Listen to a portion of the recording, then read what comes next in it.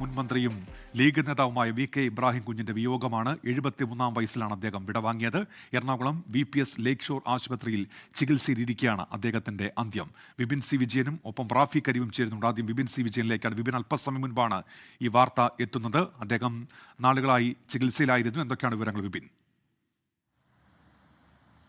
ഉന്മേഷ്, മുസ്ലിം ലീഗിന്റെ നേതാവും മുൻ മന്ത്രിയുമായ വി.കെ. ഇബ്രാഹിം കുഞ്ഞ് അല്പസമയം മുൻപ് വിടവാങ്ങിയിരിക്കുന്നു. ആശുപത്രിയിൽ ചികിത്സയിലായിരുന്നു. കഴിഞ്ഞ കുറച്ച് കാലമായി തന്നെ അദ്ദേഹം അസുഖബാധിതനായിരുന്നു. ഇപ്പോൾ കഴിഞ്ഞ ഞായറാഴ്ച ഈ അസുഖം മൂർച്ഛിക്കുകയും പിന്നീട് ലേക്ക് ഷോർ ആശുപത്രിയിൽ പ്രവേശിപ്പിക്കുകയുമായിരുന്നു. ഇന്ന് ആ രോഗം കുറച്ചുകൂടി ഗുരുതരാവസ്ഥയിലാവുകയായിരുന്നു. രാവിലെ P.K. കുഞ്ഞാലിക്കുട്ടി, ഒപ്പം തന്നെ പ്രതിപക്ഷ നേതാവ് V.D. സതീശൻ ഉൾപ്പെടെയുള്ളവർ അദ്ദേഹത്തെ വന്ന് കണ്ടിരുന്നു. ഇപ്പോൾ 3:40 കൂടിയാണ് മരണം സ്ഥിരീകരിച്ച എന്നുള്ള ആ മരണവാർത്ത പുറത്തേക്ക് വരുന്നത്. അത് മുസ്ലിം ലീഗിനെ സംബന്ധിച്ച്, കേരളത്തെ സംബന്ധിച്ച് വലിയ ഒരു നിരാശ തന്നെയാണ്. വലിയൊരു വിടവാങ്ങലാണ് ഇപ്പോൾ ഉണ്ടായിരിക്കുന്നത്.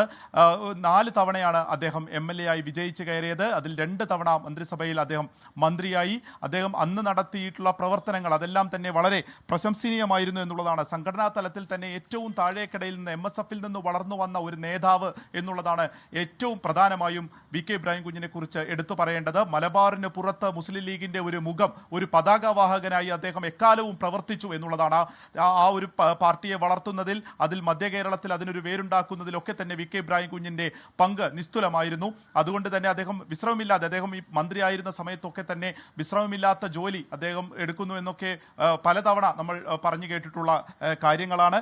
ആദ്യം 2001-ലായിരുന്നു അദ്ദേഹത്തിന്റെ ആദ്യ വിജയം ഉണ്ടാവുന്നത്. അതിനുശേഷം 2006-ലും അവിടെ മട്ടാഞ്ചേരിയിൽ നിന്ന് തന്നെ വിജയിച്ചു കയറി. 2011-ലും 2016-ലും പിന്നീട് അത് കളമശ്ശേരി മണ്ഡലത്തിലേക്ക് മാറുകയായിരുന്നു. 2011-ലാണ് അദ്ദേഹം പൊതുമരാമത്ത് മന്ത്രിയാവുന്നത്. 2005-ൽ പിന്നീട് P.K. കുഞ്ഞാലിക്കുട്ടിക്ക് പകരക്കാരനായും അദ്ദേഹം ഒരു തവണ അങ്ങനെ മന്ത്രിസഭയിലേക്ക് എത്തുന്നു. അദ്ദേഹം പൊതുമരാമത്ത് മന്ത്രിയായിരുന്ന കാലത്ത് നടപ്പാക്കിയിട്ടുള്ള പ്രധാനപ്പെട്ട പ്രവർത്തനങ്ങൾ അതെല്ലാം തന്നെ വളരെ പിന്നീട് ശ്രദ്ധ ആകർഷിക്കുന്ന ഒന്നായിരുന്നു എന്നുള്ളതാണ് നിസ്സംശയം നമുക്ക് പറയാൻ കഴിയുന്ന ഒരു കാര്യമുള്ളത്. അതിൽ 400 ദിവസം കൊണ്ട് 100 പാലങ്ങൾ നിർമ്മിക്കാനുള്ള അത്തരമൊരു പദ്ധതി, ഒപ്പം തന്നെ ടെൻഡർ, പേയ്മെന്റ് നടപ്പാക്കി.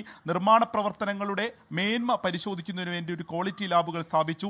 നഷ്ടപ്പെട്ട ലോക ബാങ്കിന്റെ സഹായം അത് കേരളത്തിന് വീണ്ടും ലഭ്യമാക്കുന്നതിൽ അദ്ദേഹം വഹിച്ച ഒരു പങ്ക്, ഹൈവേകളുടെയും പാലങ്ങളുടെയും ഫ്ലൈ ഓവറുകളുടെയും വികസനത്തിൽ നിർണായക പങ്ക്, ഇത്തരത്തിലുള്ള കാര്യങ്ങളൊക്കെ തന്നെ ഇരുന്ന ഒരു സമയത്ത് അദ്ദേഹം ചെയ്തു എന്നുള്ളതാണ് എടുത്തു പറയേണ്ടത്. മറ്റൊന്നുള്ളത്, അദ്ദേഹത്തിന് ആ ഒരു സമയത്ത്, ആ മന്ത്രി പദത്തിൽ ഇരുന്ന സമയത്ത് അദ്ദേഹത്തിന് മികച്ച മന്ത്രിയായി പലതവണ അദ്ദേഹം വിവിധ കൂട്ടായ്മകളുടെയൊക്കെ പുരസ്കാരങ്ങൾ അദ്ദേഹത്തെ എത്തിയിട്ടുണ്ട്.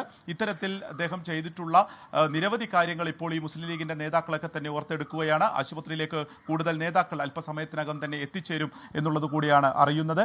ഇദ്ദേഹം ഇത്രയും അസുഖബാധിതനൊക്കെ ആയിട്ടിരിക്കുമ്പോൾ പോലും അദ്ദേഹത്തിന്റെ രാഷ്ട്രീയ ജീവിതം ആ വന്ന വഴിയുടെ എല്ലാ വിളക്കുകളുമായി കൊണ്ട് തന്നെ അദ്ദേഹത്തിന് ഒരു പുസ്തകം പ്രകാശിപ്പിക്കാനായി. ഇപ്പോൾ 2 വർഷമായി അദ്ദേഹം പൊതുപരിപാടികളിൽ ഒന്നും തന്നെ പങ്കെടുക്കാറുണ്ടായിരുന്നില്ല. അതിനുശേഷം ആശുപത്രിയിൽ ചികിത്സയിലിരിക്കെ ഇന്നിപ്പോൾ വി.കെ. ഇബ്രാഹിം കുഞ്ഞ് വിടവാങ്ങിയിരിക്കുന്നു. ഉന്മേഷ്, ലോകത്തെവിടെയായാലും ഏത് സമയത്തും 24 വാർത്തകളും ഓഗ്മെന്റഡ് റിയാലിറ്റി പാക്കേജുകളും എക്സ്പ്ലെയിനറുകളും വിശദമായി കാണാൻ ഞങ്ങളുടെ YouTube ചാനൽ നിങ്ങൾക്ക് സബ്സ്ക്രൈബ് ചെയ്യാം.